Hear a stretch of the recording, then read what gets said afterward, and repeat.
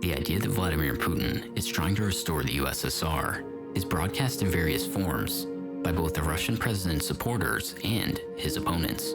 This point of view is upheld and promoted by some of the left movement's representatives, liberals, and even far-rightists. This point of view is widespread not only throughout the former Soviet republics, but also in other countries where the media often directly equates the USSR and modern Russia. The idea that Vladimir Putin and his entourage are aimed at reviving the Soviet Union continues to live on and is gaining new supporters, despite direct statements of top state officials on the impossibility of restoring the USSR and the pronounced anti-communist course of the Russian government. In this video, we will find out if it is really so.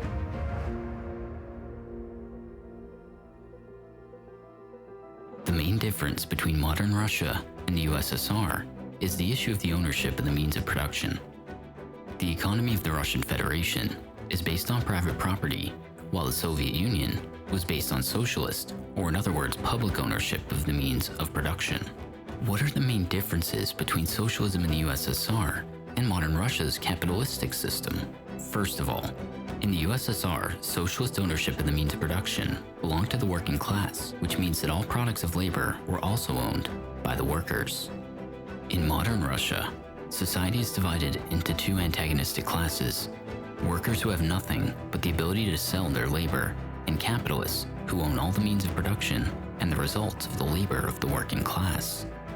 Secondly, in the socialist system of the USSR, the exploitation of man by man was abolished, and the goal of developing production was to best meet the material and cultural needs of the whole society.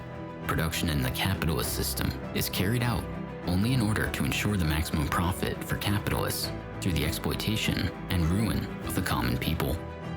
Thirdly, the socialist economic basis of the USSR was a system of scientific planning, and the constant growth of the workers' incomes protected the economy from overproduction crises and completely eliminated the phenomenon of unemployment.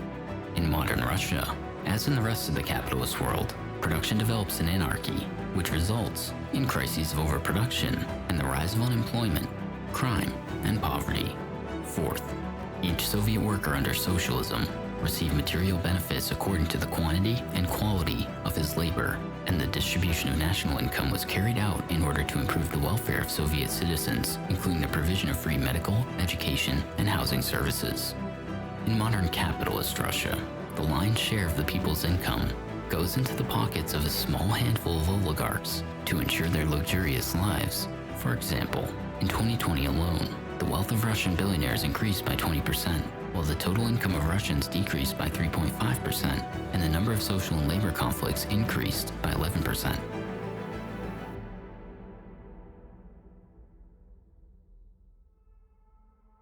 Analyzing the fundamentals of the modern Russian state, it's easy to see that both in the political dimension and in the state structure, there is nothing in common between the Russian Federation and the USSR. Earlier it was mentioned that the factories and plants, natural resources, and land in the Soviet Union did not belong to a group of individuals, as it is under capitalism, but to the working class. That is to say that the working class was in power, or that proletarian dictatorship was established in the country.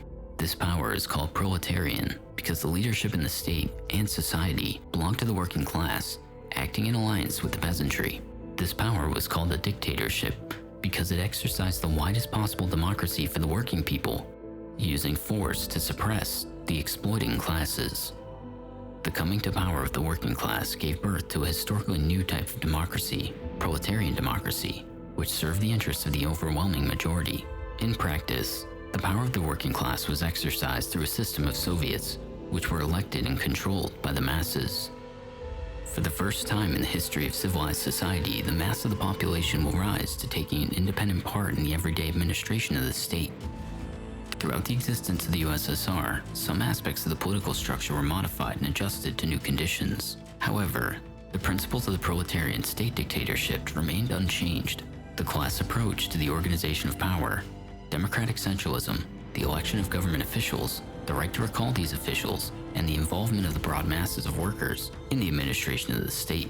The Soviet Union was built upon the working class dominance in public and political life, so the results of each individual's labor and efforts belonged to the whole of society. the proletarian state took care of the well-being of all working people.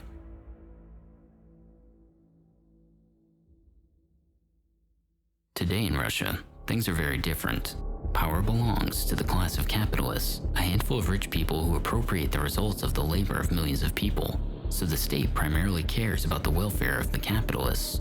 It is the bourgeois state that is the force that preserves the capitalist order. Bourgeois ideologists, including social chauvinists, depict the modern state as a national and superclass power, while proclaiming the ideals of freedom and equality of all before the state. However, such things as equality between the worker and the capitalist, between the poor and the rich, between the hungry and the well-fed are out of the question. Bourgeois democracy is a democracy exclusively for the rich, and to talk about equality under capitalism is nothing but a lie. When colossal wealth is appropriated by capitalists and workers are doomed to constant poverty and unemployment, bourgeois political institutions are purely a formality, and all democratic procedures are only a sham to cover up the exploitative nature of the state. To decide once every few years which members of the ruling class is to repress and crush the people through parliament, this is the real essence of bourgeois parliamentarism. Electoral candidates go through a complex and expensive nomination process, which not only represents a de facto property census, but also makes it easy to find a formal reason for removal. The bourgeoisie owns the media, and therefore has the opportunity to support the necessary candidates. Only specific persons and parties are changed by the results of the elections, but the system remains the same. Whoever wins, the exploitation of the working people will continue, and property will stay in the hands of the ruling class.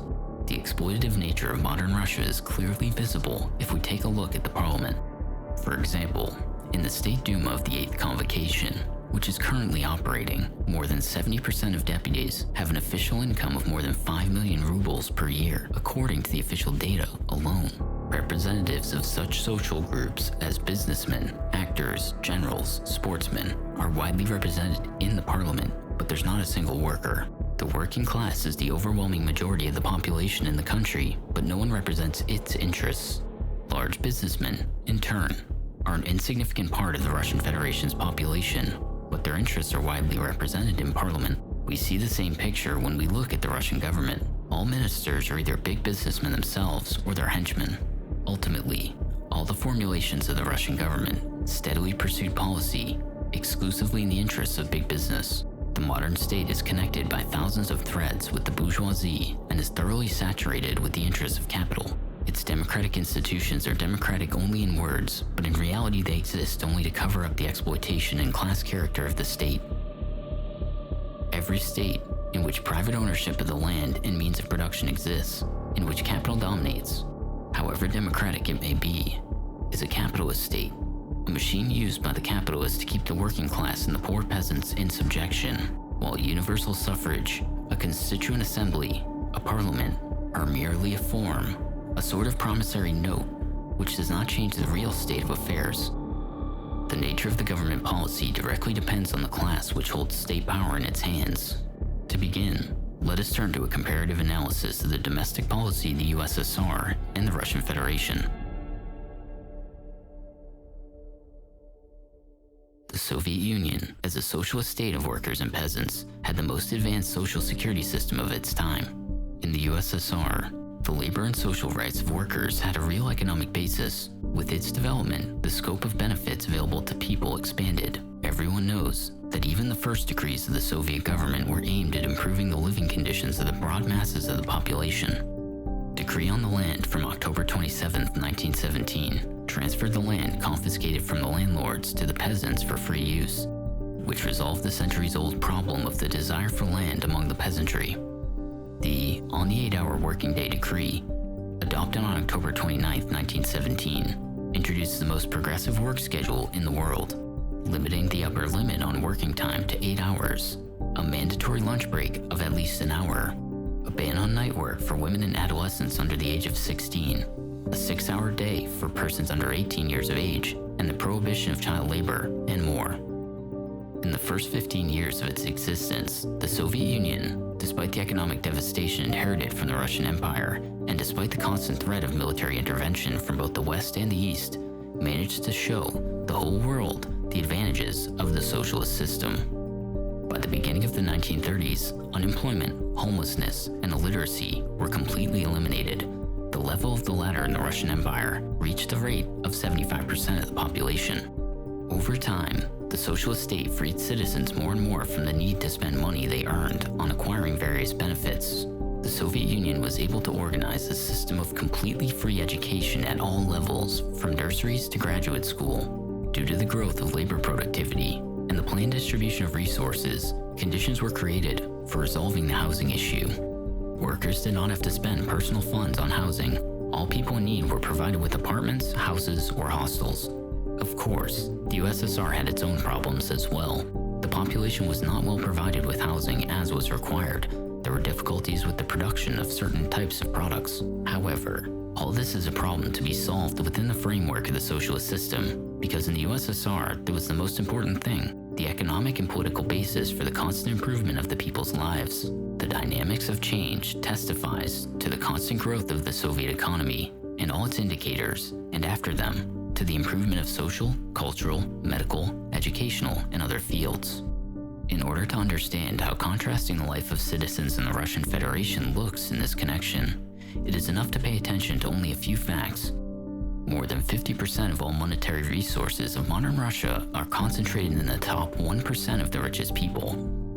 In terms of social and income inequality, Russia occupies one of the leading positions in the world. In fact, every fifth Russian lives below the poverty line, despite the fact that Russia is among the 5 countries with the largest number of dollar billionaires. No matter how the methods of official statistics change, any data indicates a constant and steady reduction in funding for science, culture, and the social sphere. Continuous optimization, under the guise of which the state frees itself from the burden of maintaining healthcare and education institutions. The degradation of Russian education is accompanied by a deliberate clericalization of society. The number of churches in the Russian Federation is increasing by more than 1,300 units per year. In 2017 alone, the total number of churches in the Russian Orthodox Church reached 36,878, which is almost equal to the number of secondary schools. We can see record death rates in 2021 and 2022. The country is rapidly dying out. There is a mass depopulation of the outskirts of the country. People leave the regions in which they were born and try to move closer to the capital. All this became possible precisely because, unlike the USSR, modern Russia is a bourgeois state. Its main function is to preserve and maintain the order of working-class exploitation. The essence of the bourgeois state is the protection of the bourgeoisie's interests, which in the case of Russia, among other things, is manifested in reducing spending on socially significant areas in order to ensure the smooth functioning of law enforcement structures. Russian oligarchs can always count on financial support from the state budget. They can leave their worries about their business's environment. And they should also not be afraid that the state will seriously take up restricting their appetites in order to protect ordinary citizens, because the Russian Federation is their state, a state in which the ruling class is a narrow circle of big businessmen, guardians of the modern Russian state, and the citizens they have misled often tend to regard the difficulties and structural problems of Russian society as only temporary, while in their opinion, the role of the Russian Federation in the international arena is much more important. But if we compare the foreign policy of the USSR to the Russian Federation, here we see only a partial formal similarity with a fundamentally different content. Foreign policy is a natural result of domestic policy and the economic and ideological essence of the state. In capitalist states, it is aimed at making a profit at any cost, even if the price to be paid is hundreds of thousands of human lives.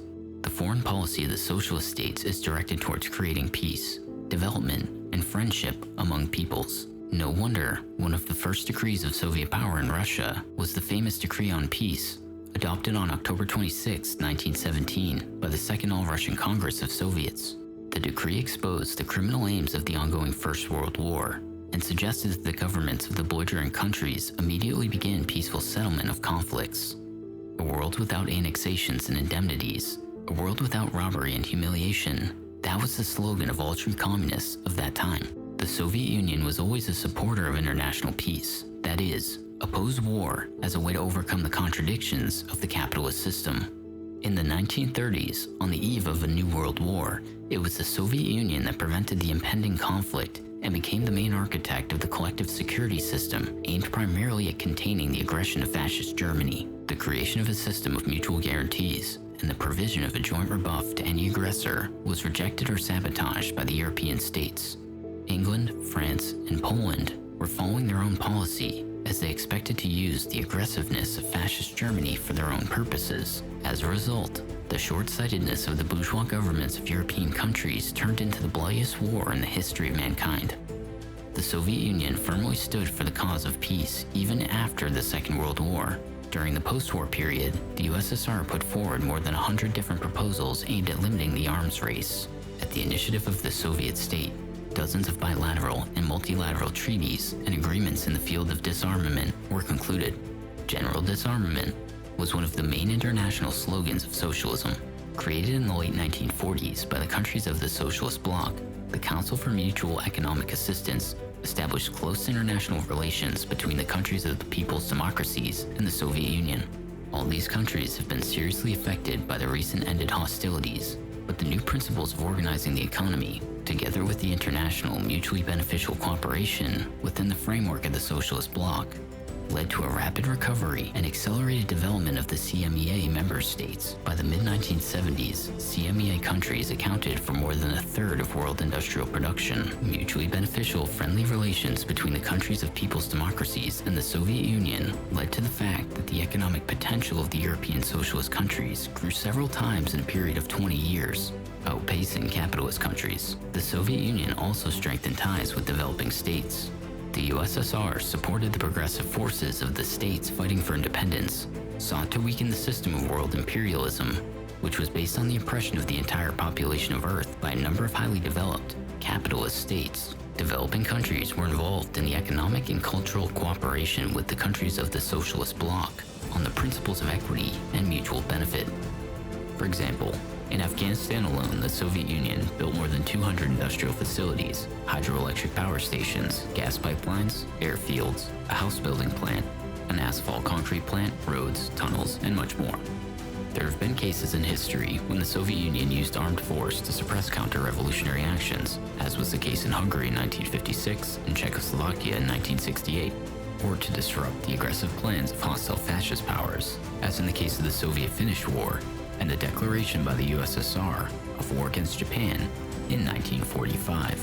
The armed forces of the socialist state were used only when all other means of resolving the conflict were completely exhausted, and the use of force was never aimed at plundering foreign territories and enslaving the population of the enemy country. On the contrary, the Red Army objectively served the goals of liberating the people from oppression and exploitation and was the defender of all the oppressed. As a socialist state, the Soviet Union embodied the forces of progress, and all its might was directed towards strengthening the international cooperation and the solidarity of the working people of the whole world. Capitalist countries, in turn, cannot exist without constantly pushing internal contradictions beyond national borders. The fierce struggle for sources of raw materials and markets, for control over transport routes and territory, regularly turns into military conflicts, which, under the conditions of the global economic crisis, are increasingly taking the shape of a new world war. The goal of the capitalist powers is to preserve and increase their political, and most importantly, economic influence over as large a territory as possible, which inevitably leads to military conflicts, which capitalists also know how to make profitable in every possible way. In order to understand how strongly the foreign policy of the USSR differs from the policy of the Russian Federation, it is enough to look at the nature of Russia's diplomatic relations with the former republics of the Soviet Union.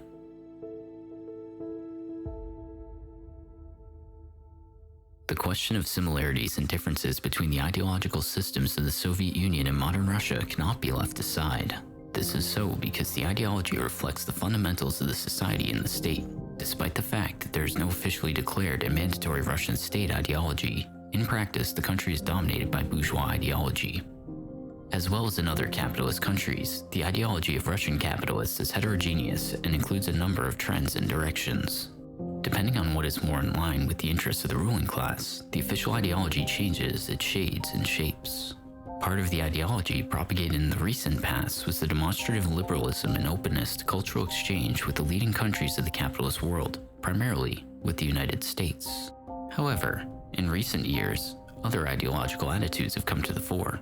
nationalism, chauvinism, militarism, appeals to the Russian Empire's history, and adherence to so-called traditional values. At the same time, throughout the existence of the Russian Federation since the destruction of socialism, the preaching of idealism and religion, anti-communism, and the denial of the progressiveness of the Soviet socialist system have been integral components of the modern Russian ideology. Russian ideology, in the broad sense, as a set of ideas and views that have taken root in society, has no fundamental qualitative differences from the ideology that prevails in all other developed capitalist countries. Just like in other countries ruled by capitalists, the cult of competition and personal success, contempt for work, individualism, glorification of violence, consumerist attitudes towards nature and society, distrust of science, and other views propagated by the ruling class through the media, film, and education are widespread in Russia. Behind the curtain woven from religiosity calls to unite the nation and adherence to traditions. One can easily see the class selfishness of big business representatives, ready to use any tricks and methods to convince the population of the immutable, fair, and eternal nature of the capitalist system. The ideology of the Soviet Union differed radically from this and was based on Marxism-Leninism. In the USSR, where the means of production and power belonged to the working people of all nationalities, a real foundation was created for the development of the ideas of brotherhood, solidarity, and humanity. The desire for creative work to benefit the whole society was supported in every way possible. The creative character of Marxist-Leninist ideology provided the basis for the onward progressive development of all mankind and indicated the concrete steps towards a truly bright future.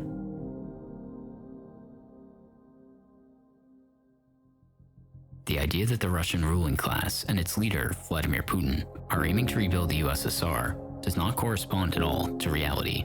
Russia and the Soviet Union are fundamentally different from each other in the field of economic structure, in the sphere of political organization of society, and the characteristic features of domestic and foreign policy. The international ambitions of Russian capitalists and their foreign interests should not serve as a basis for a distorted perception of reality. The Russian Federation is by no means a modern version of the Soviet Union, where the USSR brought prosperity, the development of production, science, and culture. The Russian Federation, by any means, seeks to create guarantees to ensure profits for big capitalists. The Soviet Union assumed voluntariness, complete equality, and mutual respect for the working people of all nationalities. Russian capitalists can't offer anything but to draw everybody they can reach into the sphere of the Russian monopoly's interests. The myth that the Russian authorities intend to restore the USSR plays into the hands of the capitalists of all countries and is their weapon in the struggle against the workers. With the help of this myth, the ruling circles of the countries of Europe and the USA justify the military presence on the Russian borders, explain the militarization and the workers' rights restrictions in the face of the revived Red threat. In addition, the imperialists of Europe and the United States, pointing to Putin's desire to restore the USSR, are trying to distract the population from understanding the real essence of the capitalist order, which inevitably provokes wars and conflicts. The capitalists in the post-Soviet space, thanks to the same myth, distract the workers from the class struggle and prevent them from learning their real class interests by switching their attention to the vital necessity to rally and unite all forces in the face of a dangerous neighbor. Thus, nationalism is maintained, and the basis for repressions against the working class and communists is created. The Russian authorities, in turn, are ready to use populist and pseudo-socialist rhetoric when they need to cover up their policy with the image of Russia as the legal successor of the USSR. In reality, the capitalists of all countries are interested only in their class interests, in the growth of their own capital, its protection from competitors, and their own employees. It is important to remember that only workers, led by a real communist party and no one else, can once again build a society free from oppression and exploitation. Stay tuned.